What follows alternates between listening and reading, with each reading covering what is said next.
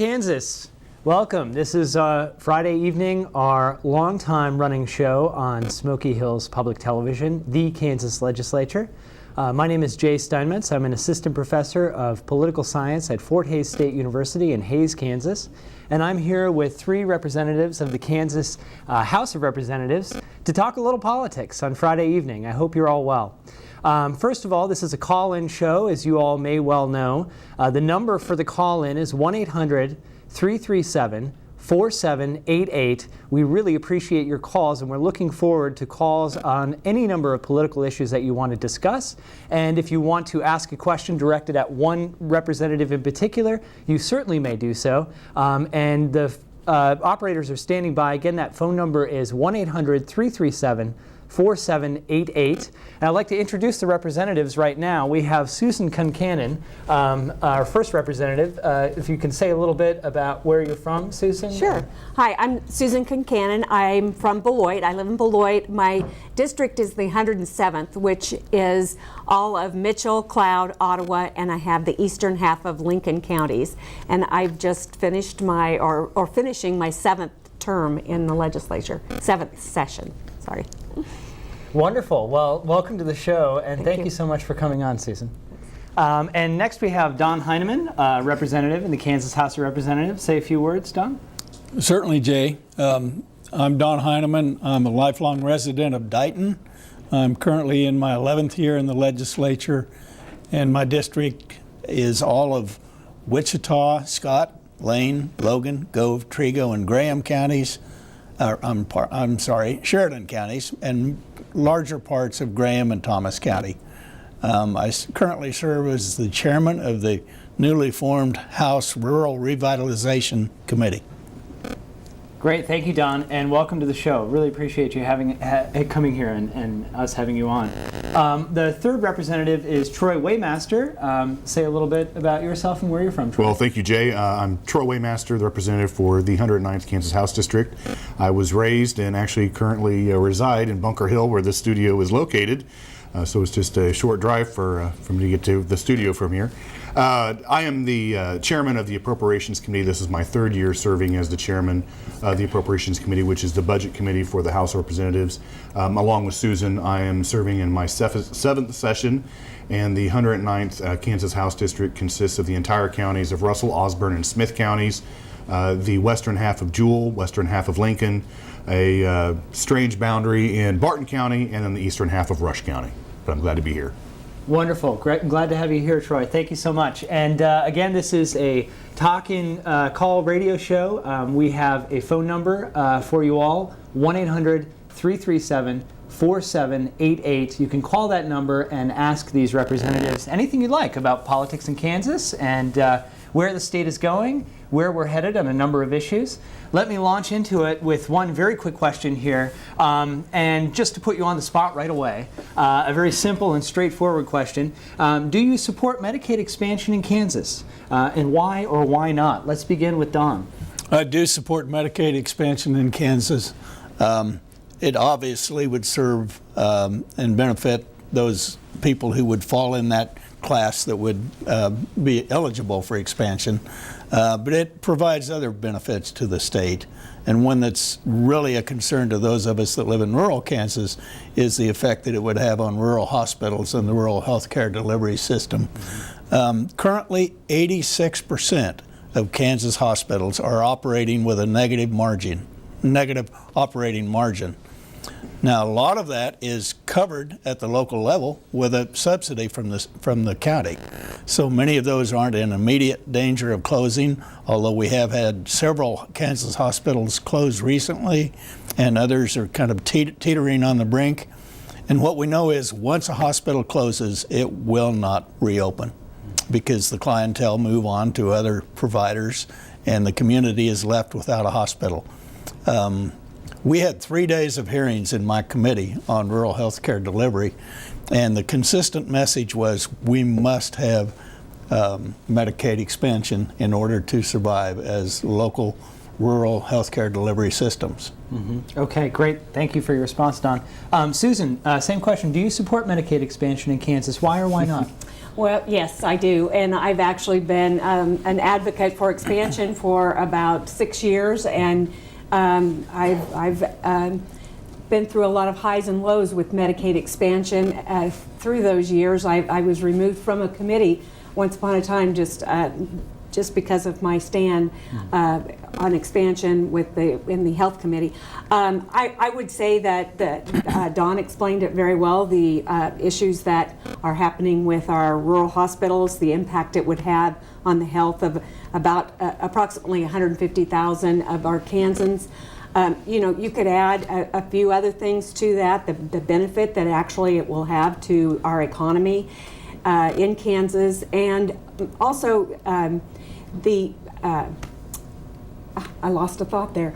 But what other states are doing with it, we have learned from their experiences, and there's 36 states that have passed expansion, so we can learn from what they've done, and they're actually doing quite well with it. So.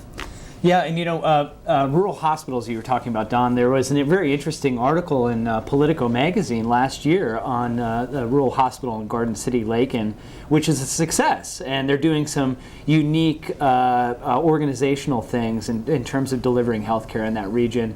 Interesting article. So there are certainly some challenges for rural hospitals in America, but there are some opportunities to innovate and figure out how to deliver healthcare in an effective way to a rural population. Troy, let me ask you, bring the question over to you. Do you support Medicaid expansion? Why or why Well, not? when we debated the amendment that was added to, or actually it was a process called Gut and Go on the House floor, and it was taking all the contents of that previous bill and inserting the Medicaid expansion amendment in there, and I did not support it. And the reason why is because, as I mentioned in my opening, I'm the chairman of the Budget Committee, and there is some question exactly how much it would cost the state of Kansas. There is a 90-10 split, 90% paid for by the federal government from the tax money that comes in from the state of Kansas to the federal government. 10% would be on the budget for the state of Kansas. I've never been able to get a concrete number on how much that would cost. There are other things that we need to address. Obviously, one of the last items that we had to vote on before we left on the April break was actually a charge from the Kansas Supreme Court that we had to address the inflation for our K through 12 education system. That's $90 million a year. And if you look at the profile for the state budget in 2022 and 2023, where the current spending levels are at, and if we have the same revenues and they stay stable, we're in a deficit again in 2023. There's other things that we wanted to address as well. I mean, I served on the Joint Legislative Task Force for the Transportation Plan. One of the biggest things that we came out with was we have to craft a new transportation plan to keep our infrastructure up. And if we don't have a way to pay for it, like we did with T-Works, because we did run into some budgetary issues a few years ago, and we had to pull some of the funding from the T-Works program, that greatly affected the futility of that program. And so that's why I have some concerns on what the overall cost would be. Are there benefits? Yes, I'm not disputing that fact. But as the budget chairman, I just pause a little bit on exactly what the cost would be to the state of Kansas and to the budget as a whole. Like I said, we're looking in the outlying years. In 2023, we find ourselves in a deficit position again. That's one advantage of us kind of being a laggard on this issue, is we can learn from the other states that have already adopted. And some states did miss the mark pretty dramatically on their estimates of what the cost would be and how many people would enroll. Those who have developed the numbers for Kansas have learned through that process, so I expect that their projections are going to be much more accurate. And the latest numbers I've seen show that the cost itself to the state of Kansas would be $105 million a year. But over half of that, well, roughly half of that, is offset by an assessment to the management companies that operate Medicaid in Kansas, and some cost savings within some other state programs resulting from expanding Medicaid. So you get the cost down to about $57 million a year,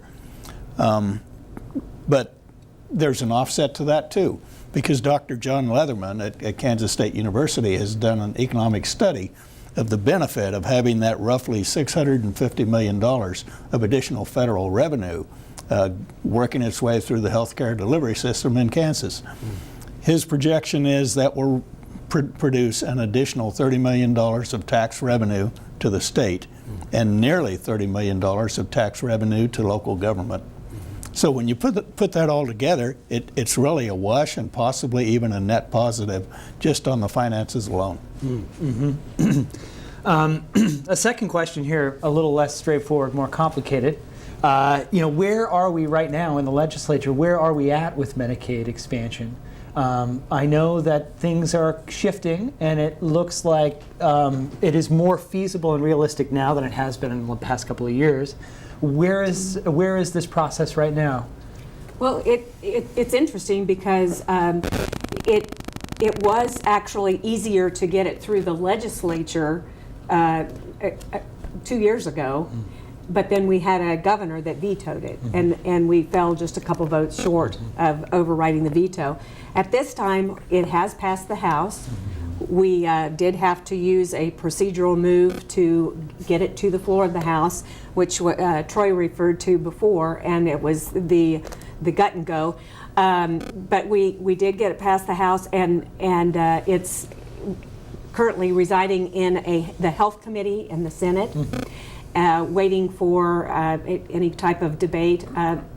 It doesn't look like it has a path to get to the floor for debate in the Senate, although in the Senate we do believe that we have the votes to pass it, especially knowing that we have a governor that would sign it. So, if we're just looking at different types of strategies and talking to those who oppose it to see what they could live with, what kind of negotiations we could make the bill better or more palatable for those who oppose it at this time. So it's right in the middle right now. And so it's up to committee members in a particular committee in the Kansas Senate, but you seem to be a little pessimistic that it's actually going to get to the floor. Well, it's up to that committee, but there also are procedures that can be taken to pull a bill out. In fact, the minority leader in the Senate has made the motion to pull that out of committee, and that vote will be taken on May 1st. On Wednesday. Yeah. And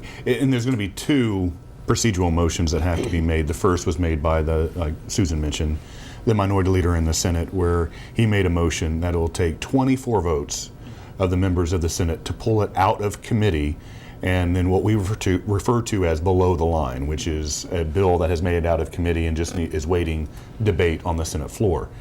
Then the next procedural move on the Senate side would be to have 27 votes to pull it from below the line to an actual debate on the Senate floor. I would probably speculate, and in the forums that I've been in with the senators that serve in my district, I have two, Senator Mary Jo Taylor and Senator Elaine Bowers. Both of them have indicated that the 24 votes is probably going to be easy to get to pull it out of committee and put it below the line.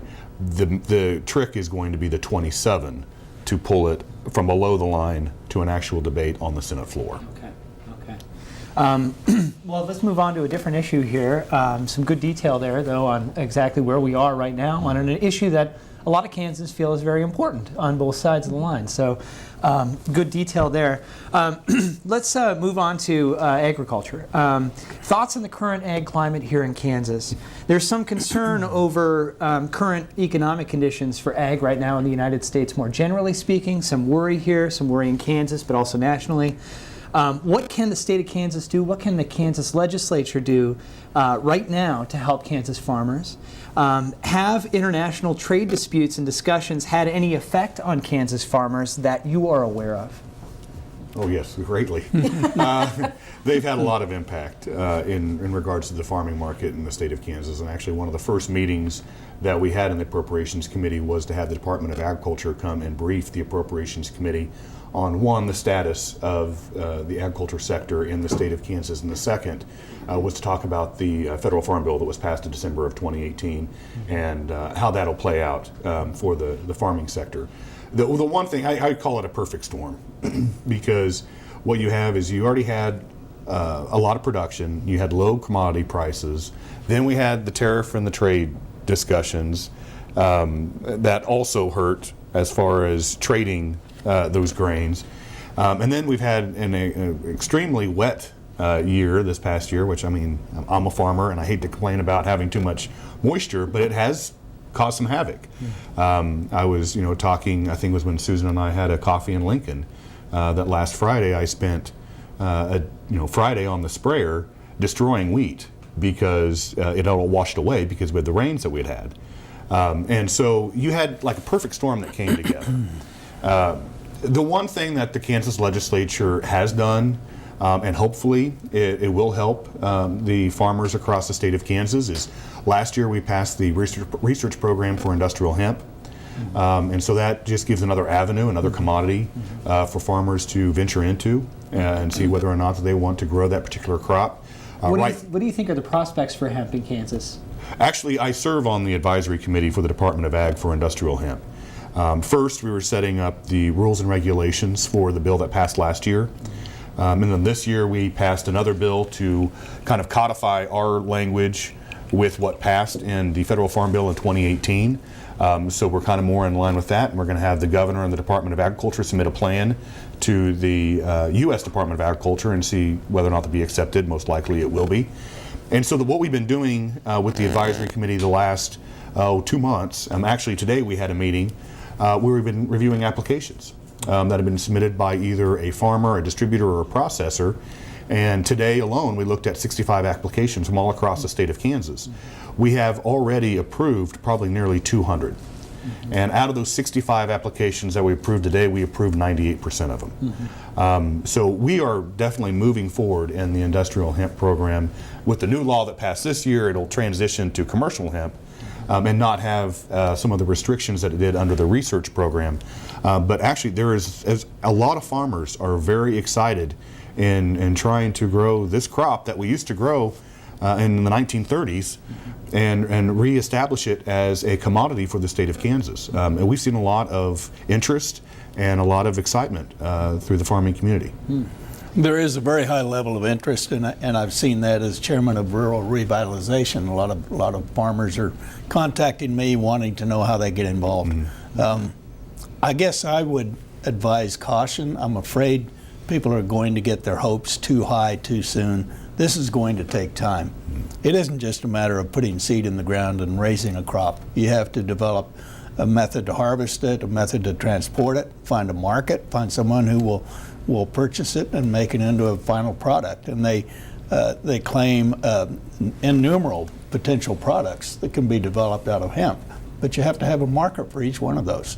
It will take time for all that to develop. So I think there's real potential there, but it will develop over a period of time. And Don's right. I mean, and all farmers are cautious when they start integrating a new crop into their portfolio. One good thing that we did see is that a manufacturing firm has agreed and they have committed to moving from Utah to the state of Kansas. And what their platform is going to be is they're going to lessen that risk for the farmers. So what they're going to be creating is harvesters in their manufacturing plant that's going to harvest hemp. And they're going to provide the seed for the farmers. They're going to partner with the farmer, have them plant the hemp, and then they're going to use their harvester that they're manufacturing in research and development and go out and harvest the crop. So it does eliminate some of that risk for the farmers. As far as the markets, we have our neighbor in Colorado that has expanded beyond industrial hemp. And so that was one of the criteria that made when we were doing the rules and regulations of last year's bill, is that any farmer or grower that wants to transport their product to a processor, they can do that in a state that has an active industrial hemp program. So we can do interstate traffic and transportation to help alleviate some of the concerns in regards to where the markets are at. And just a reminder here that we'd love to hear from you, especially farmers, on the issue of agriculture in Kansas. Has the debt and have trade discussions at the national level and some trade disputes affected you? And what is the state of farming and ag in Kansas here from your perspective? We'd love to hear from you. The phone number is 1-800-337-4788, and that number is 1-800-337-4788. 4788. I want to talk about rural economic development, but just really briefly, since we've been discussing hemp and you mentioned Colorado, there has been a couple of bills that have not escaped the committee level with regards to medical marijuana. Any thoughts on that? Position on medical marijuana, and in a practical and pragmatic sense, do you see in the future the possibility of that here in Kansas? Well, I certainly do. I think that there's been a lot of research shown that it helps.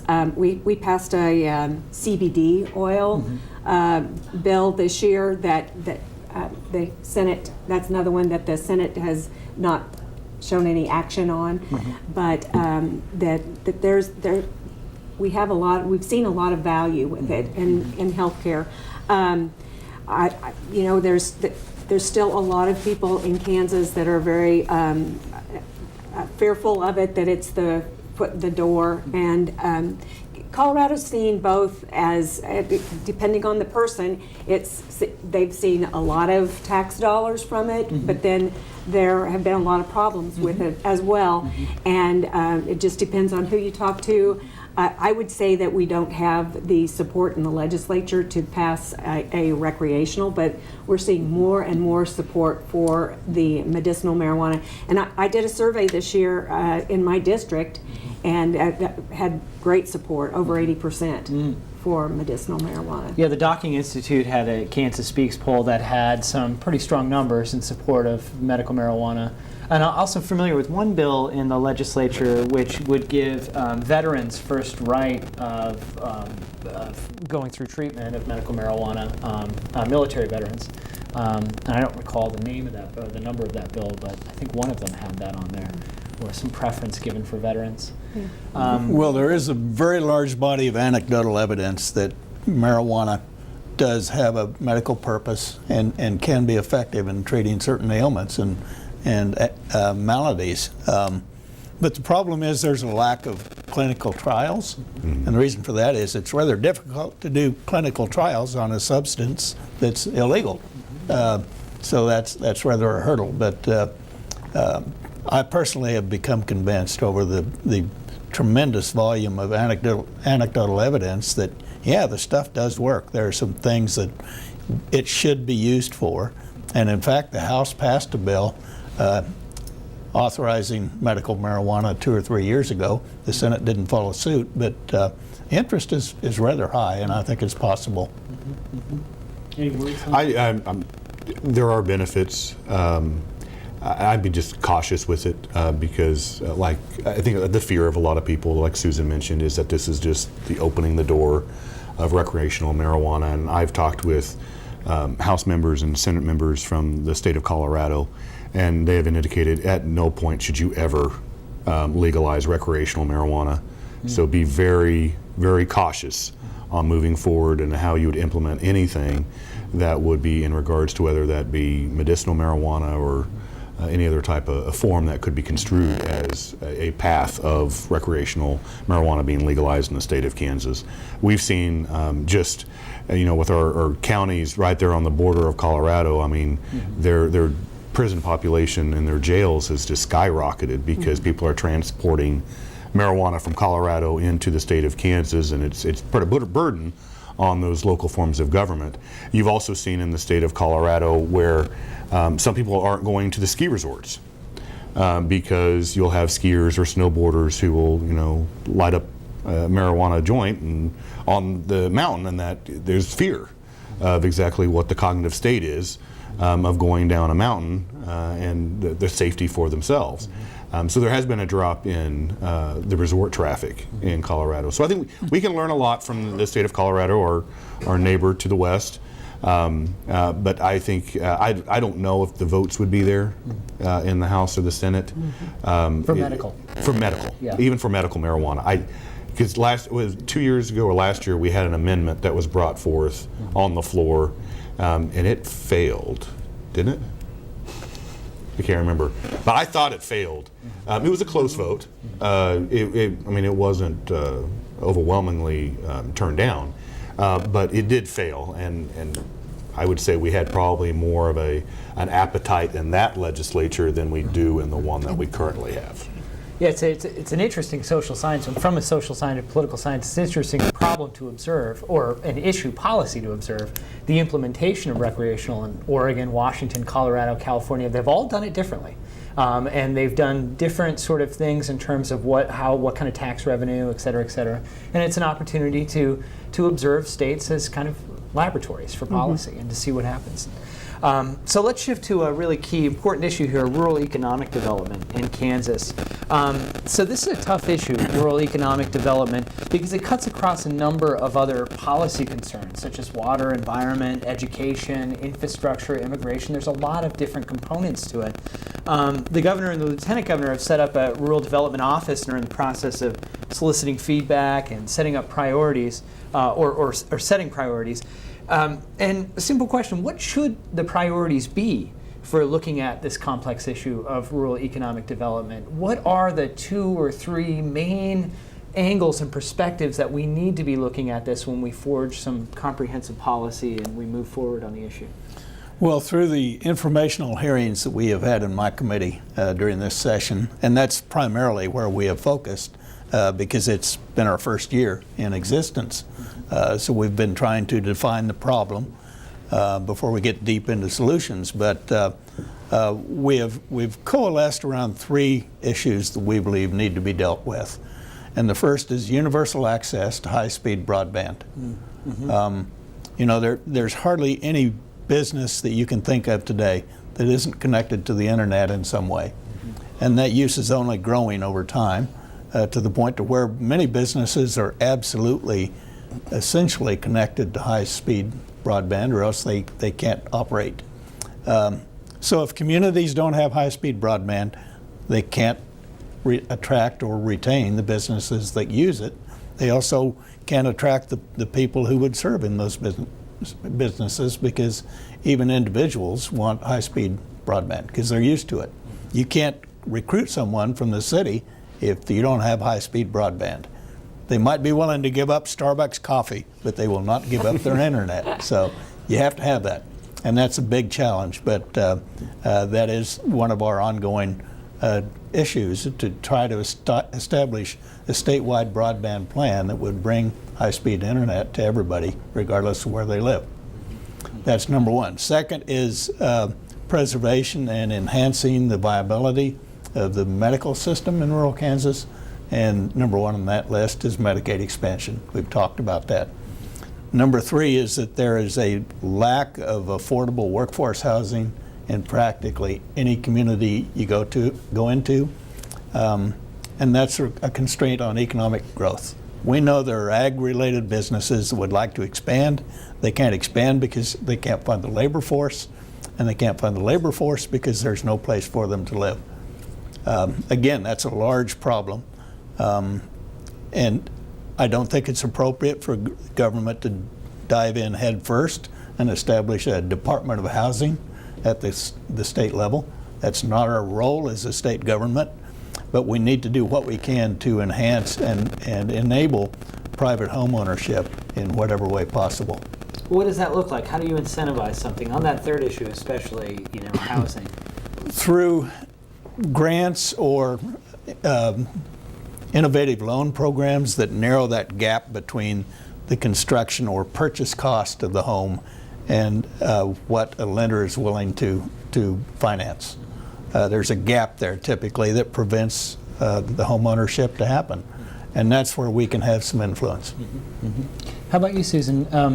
Major priorities, big angles to take on this complicated issue of rural economic development. Well, I don't sit on that committee, but I don't know that I could follow up any better than the comments that Don made. I do know that back to the healthcare and Medicaid expansion, if we don't have the stronger hospitals, if we can't strengthen the hospitals and stabilize them, there's no way that we can recruit physicians and the other workforce necessary. And we have a discussion quite a bit in appropriations about whether with incentive programs, do we fund the programs that bring in new businesses, or do we fund programs that attract a workforce. And we need both, but just about every community is not only struggling for housing, but struggling for a workforce. So that's just my thoughts on the rural revitalization. Yeah, good insights. Yeah.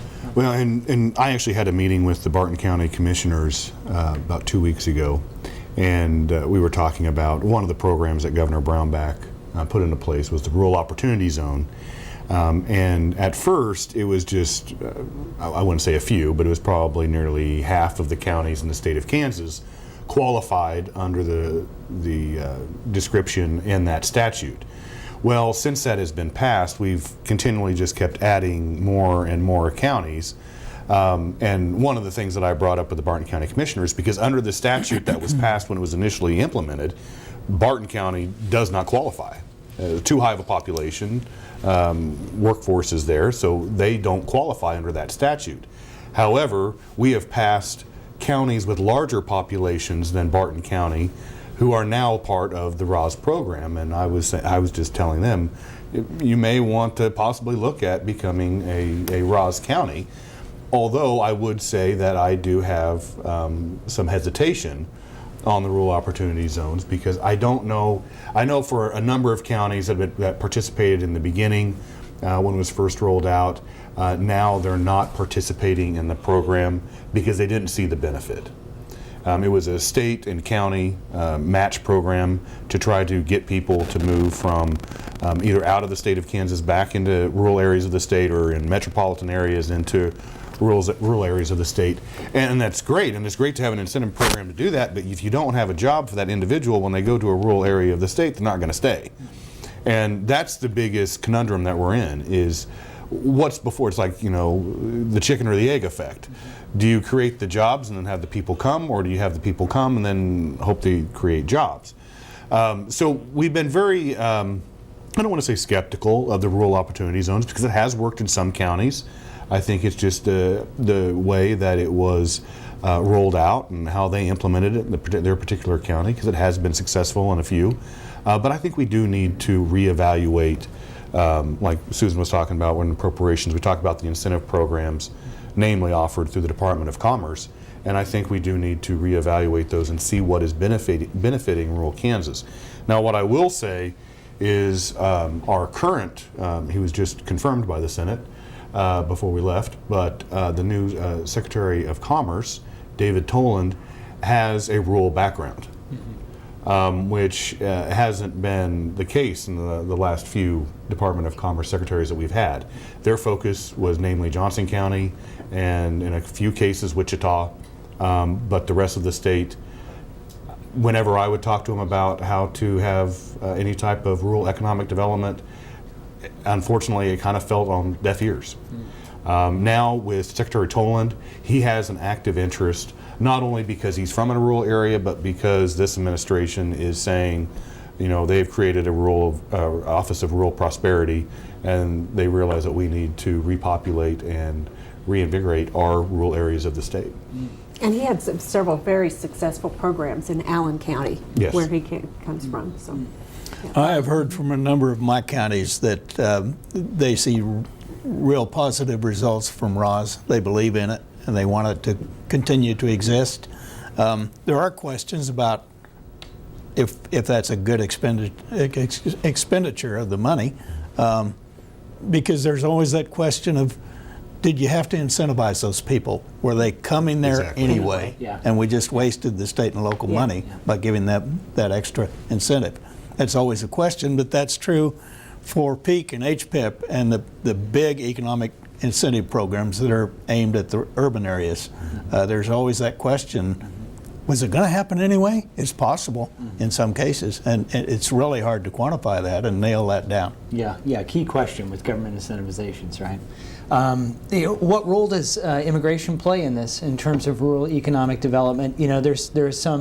There's an argument to be made that Western Kansas, places like Garden City perhaps, that immigration is a key factor in mitigating against continuing rural flight. What do you think about that, Troy? Well, and I would say, as far as the labor market in Dodge and Garden City, it is You do have a lot of immigrants that come into those areas and work in the meat packing plants, and the only thing is that I would stress is make sure it's legal immigration. We want to make sure that anybody that's coming to the United States and the state of Kansas is a legal citizen, and they've gone through the proper channels in becoming a U.S. citizen, and that immigrant labor is following those channels and becoming legal. But it is, and for years, decades, it's been a driving labor market in Southwest Kansas. For reasons we could speculate and say, they were willing to take those jobs, others weren't, and so that was the only labor market that they could find as far as finding employment. And that's always been a case that's been made for the last few years as to why the immigration levels have increased so much in Southwest Kansas. But the only thing is I just want to make sure that everybody is doing it on a legal proper channel. Earlier this week, I attended a conference on workforce development and agriculture at Manhattan at Kansas State. And one of the presenters claimed that in western Kansas, at least, we don't have a jobs shortage, we have a people shortage. And that's really true. We don't have the people that are willing to move to western Kansas to do the kind of work that's available and the jobs that are currently going begging. And we have, in my committee, we've seen data on demographics that indicate that the European stock population, of which we're all members, is declining. We're not replacing ourselves at an adequate rate, especially in rural Kansas, to continue the economic vitality that we all need. We will need additional workers from somewhere else. There's a chance that they will not look like us, that they will not have the exact same culture that we do. That doesn't mean that they can't be good workers and good members of our community.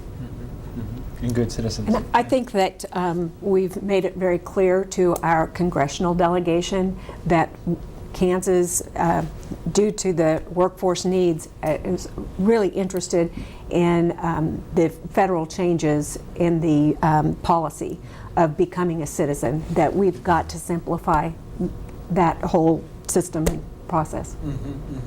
And perhaps move away from an immigration structure nationally that is more family-based and to something that has more economic components to it? That could be.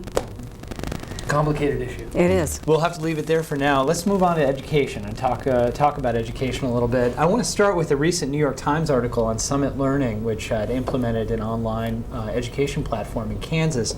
Anyone familiar with this article in the New York Times? It was just a mere 3 or 4 days ago. It was titled, "Silicon Valley Came to Kansas Schools That Started a Rebellion." The article provided multiple viewpoints on the successes and failures of this online learning platform that had been partly developed by Facebook and Mark Zuckerberg. Apparently to the state of Kansas, it didn't cost very much. This was like a pilot program, and Summit Learning was kind of testing out implementing some comprehensive online educational platform.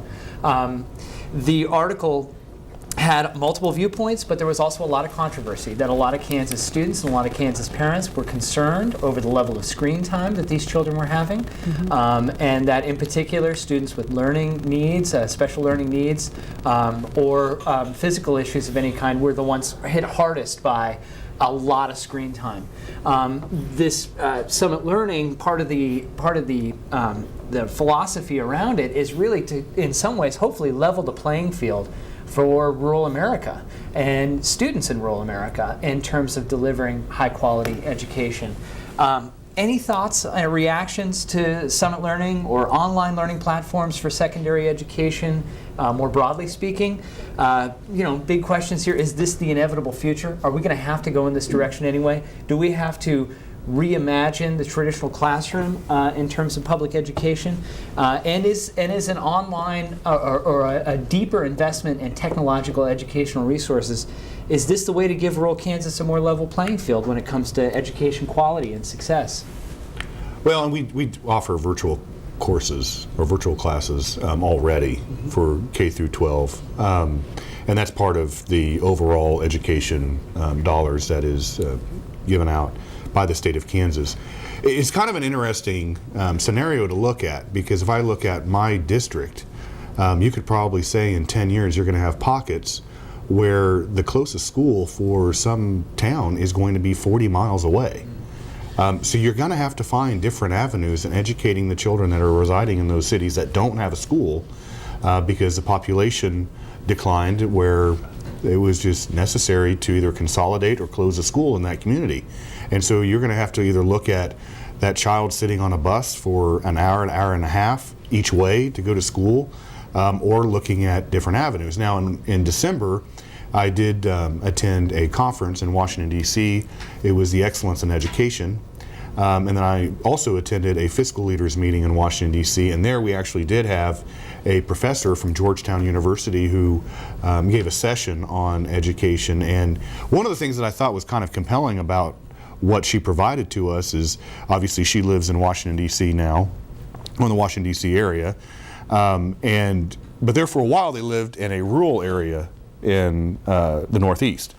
And she said when they moved from the urban area to the more rural area, they went from their daughters having an iPad or a laptop to actually going back to a blackboard and a textbook.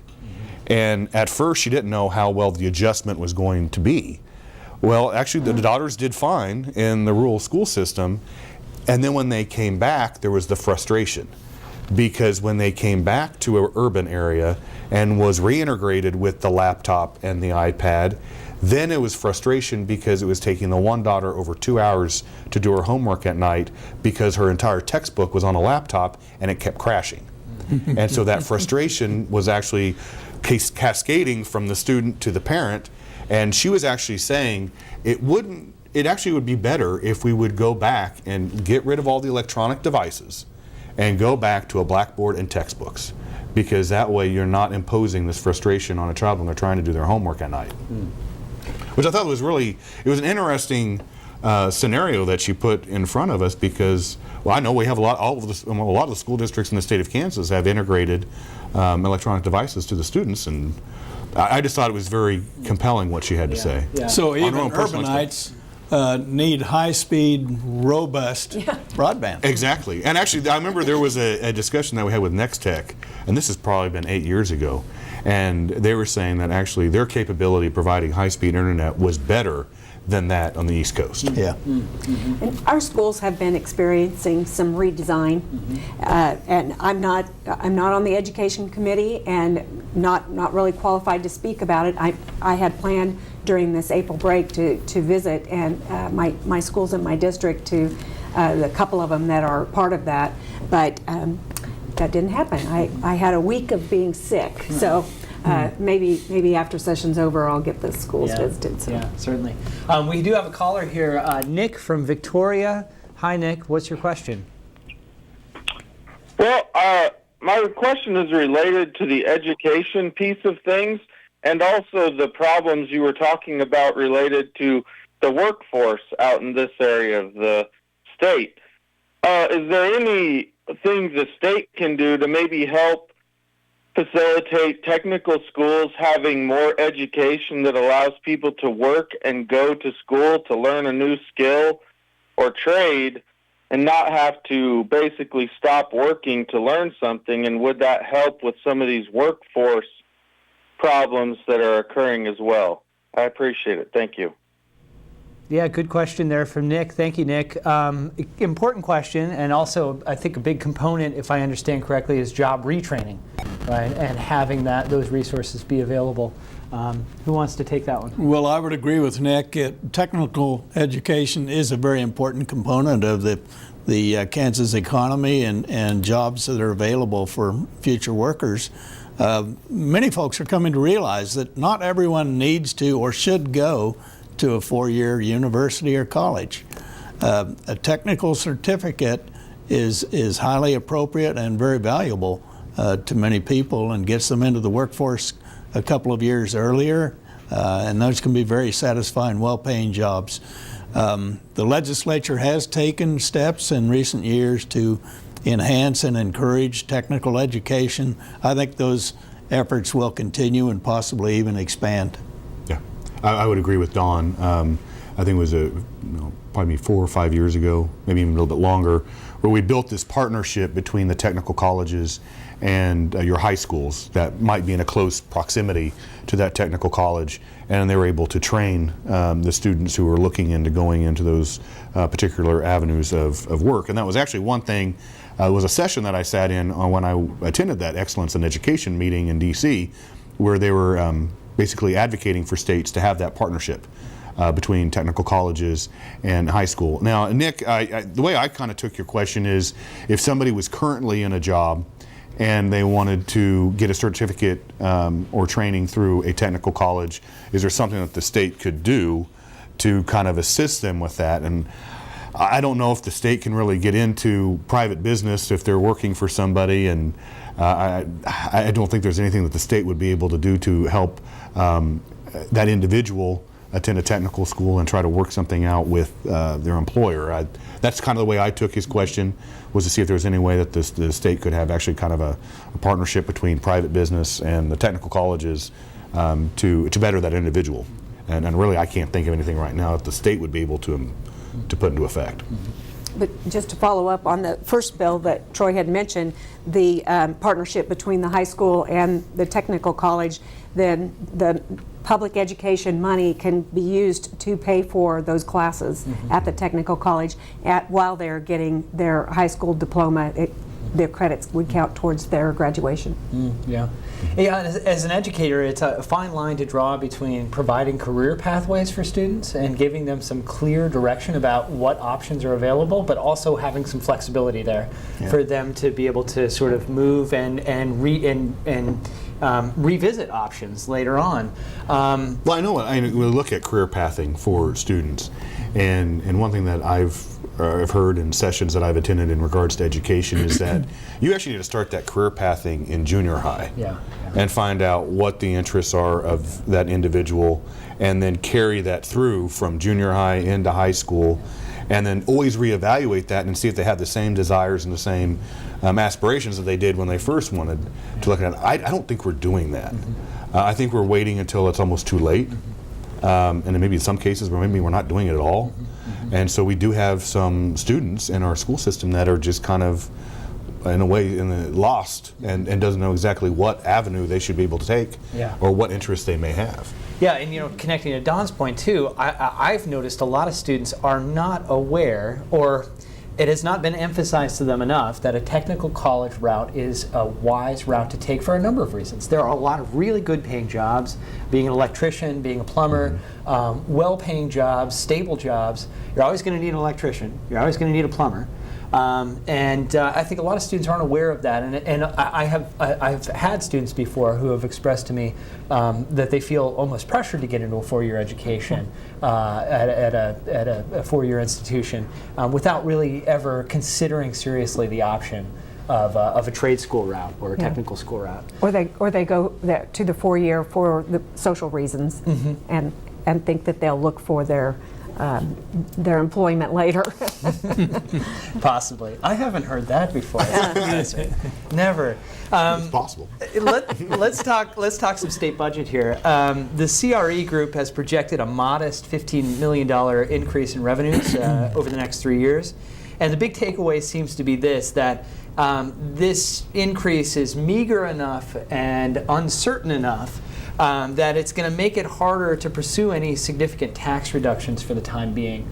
And I take this question, Troy, first, since this is really your wheelhouse. Does that seem a fair assessment? What's your take on it? I think it's a fair assessment, and actually a week before we broke on April 5th, we had passed the House version of our budget out of the Appropriations Committee and on the House floor. And the Senate had passed theirs, and then we went into conference. And actually, I met with the chairperson of the Senate Ways and Means Committee, and both she and I thought we'd have this all worked out and decided upon in a couple days. Well, you start getting into the intricacies of everything, and it didn't transpire that way. We went back and negotiated for an entire week. And then finally, it came down to basically 2 items. We agreed on 155 other items, but it came down to 2 where the chambers just could not come to a consensus. And so one of those was in regards to some language that was added in the Senate bill in regards to Medicaid expansion. The House felt that, we just don't need it. We passed a law back in, I think, 2013 saying that any type of Medicaid expansion would take legislative action. And this was just solidifying that in the budget bill that was put in the Senate. And I think by the time that we decided to halt conversations on that, we had 4 different versions of that language that had changed to see if they would be an appetite to the House, and we kept declining it. The other item is back in 2017, my first year as the Appropriations Chairman. This was my first action that I had to do, and I didn't like it. But the state of Kansas was in a deficit. We started that year with an $800 million deficit, and so we were just finding anything that we could probably tap into as a resource to help with that deficit situation. One of those was the Pooled Money Investment Board account, which is an investment fund, actually through CAPERS, but it's in a way kind of tied with unclaimed property.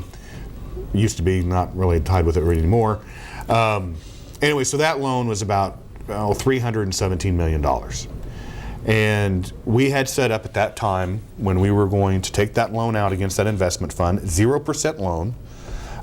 We were going to pay that back with 5 payments. We were going to skip a payment in 2018 to help us get out of the economic situation that the state was in, and then we would start making those payments back. When the governor made her budget announcement, she had said that she wanted to have the remaining amount of that loan paid off in full in 2019. If we had done that, that would have alleviated the ability to do the windfall tax, which the governor vetoed, and I think is going to be discussed even more when we get back on May 1st. But the House had the position, and we were in appropriations and we discussed it, there's no incentive in paying off a 0% interest loan early. Now, we might expedite the payments. We may pay it off in 3 years instead of 5. But there is no need to pay off a 0% interest loan right now. Let's use that money. We're still trying to recoup some of the things that may have happened in the last few years. So if we want to have some more money, go to CAPERS. Let's have that one-time money go to CAPERS or the Department of Transportation. Let's have it go there. The Senate had the position of paying off a 0% interest loan all at once. And so we were coming to a stalemate on those 2 items. And then plus we're going to go back with some of the items that we discussed in committee and also when we were in conference with the Senate in regards to those what we refer to as omnibus items, which are the way it should go is the House and the Senate pass a budget bill. We agree on that before we go on break in April, and then we come back, and then any other items that we need to tie up after the Consensus Revenue Estimate Group met, which they met on April 18th to go over the new numbers, then we'll address those items and call it an Omnibus Bill. Well, now all that's going to be wrapped up into one. And so we have some items, namely the biggest is going to be a pay increase of 2.5% for state employees is one of the biggest items that we have in Omnibus. But on Thursday the 4th, actually I made the motion when we were in conference. I said, look, we're not progressing. We keep going and coming back, and the Senate takes their position, the House takes theirs. We're not moving, so let's just halt and pause for a while, see what the Consensus Revenue Estimate Group comes back with, and that way we have a complete picture on May 1st when we reconvene, and then we'll resume the discussions with the Senate for the budget for the state of Kansas. Well, I want to publicly thank Troy for standing firm on the House position on those issues. I totally agree, and I appreciate your efforts You're on more than welcome, our Don. behalf. Yeah. And in particular, I agree on the paying back the PMIB. We will have additional issues that come up during veto session. So let's consider all those and then look at the PMIB last. Yeah. If there's extra revenue, sure, go ahead and pay some back. But it's prudent to wait and see where we are. That can be the last thing instead of doing it now before all those other items are considered. So thank you. You're more than welcome. I take the House position as much as I can when I'm in discussion with the Senate. Any thoughts there, Susan, broadly on the budget as well? I You mean, know- it seems like the key operative word here is stabilization, right? Is Sure, to stabilize the state budget and to move forward cautiously with, you know, the ground well under our feet before we make big decisions about things. Yeah, you know, I sit on appropriations, and so Troy's my chair, and you know, we have said many times that it's more difficult now that we have a little bit of extra money because everybody wants a piece of the pie. It was almost easier back when we didn't have any money. Well, we have just 1 minute left. Anything more that you want to add on the state of the legislature right now and where you would like to go? I'd like to. Well, I didn't mention earlier, I chair a committee called Children and Seniors and digging into child welfare reform. And we passed a real important bill this year called Family First Preservation. It's the first time we've been able to put federal funds towards the front end of before a child is taken from the family. So trying to hold the families together, and so that, as far as my session's gone, that's been the most important thing we've done. Wonderful, Susan. Well, thank you all so much for coming. I really appreciate it. Susan Concannon, Don Hineman, and Troy Waymaster, 3 representatives of the Kansas House. And that's it for this evening's show, the Kansas Legislature. I'm Jay Steinmetz from Fort Hays State University, the Department of Political Science and the Docking Institute there in Hays, Kansas. Thank you all for joining us. Have a lovely weekend.